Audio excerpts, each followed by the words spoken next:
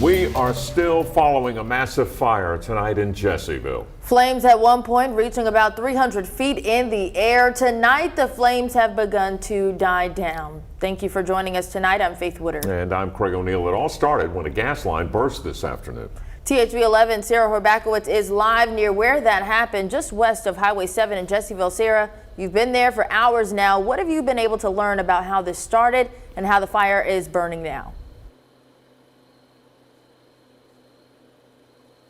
Yeah, Faith, those gas pipes are about 50 yards behind me. Up until a few seconds ago, you could see the glow of orange fire over the trees. And the people who live at the house just next door, right over here, say their house is the one that got damaged. And they could feel it. They felt the house shake when it hit. But the good news is no one is injured. The fire is nearly out. The highway is back open. So that's what we're focusing on tonight. The sheriff's office got the first call at around 4:45 this afternoon for an explosion. Then there was a second one, and then they tied it back to a gas line explosion, and that comes from Enable Gas. It would fuel the fire for hours. Garland County Emergency Services say they worked with the company to shut off the fuel, which allowed them to later on contain the fire, but not before it burned through about 2 acres. Earlier tonight, I spoke with a witness and the Garland County Sheriff's Office to learn more about what happened.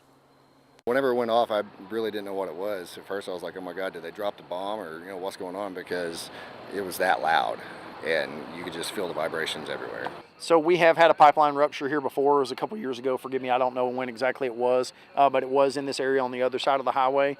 So this has happened before, but they're generally fairly rare.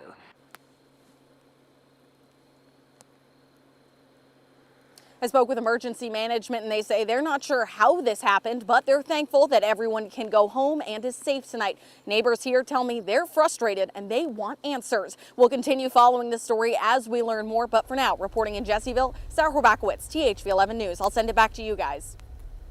Now, Sarah, the video of the flames are pretty wild to see. So you've been out there for a few hours. What can you tell us about the damage of all of this?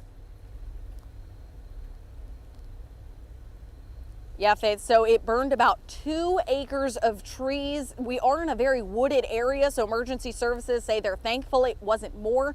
And the neighbors who live here just about 50 yards from the fire say they felt the house shake, they felt the heat when they walked outside, and the side of their house is partially melted. So we're going to continue watching that and see what happened as we continue to follow this story. All right, Sarah, thank you. We're happy no one is hurt, so we'll continue following this story.